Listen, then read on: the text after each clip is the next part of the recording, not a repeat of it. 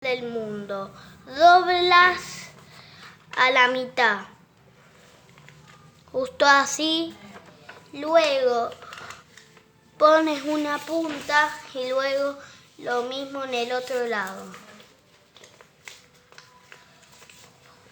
Luego le haces las dobles alas,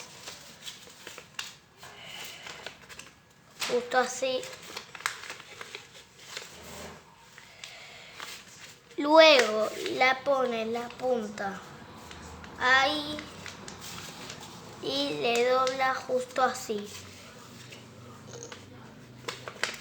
Luego le haces justo de esta manera. Luego le haces ya las alas y tendrás el mejor avión de papel. ¡Chao!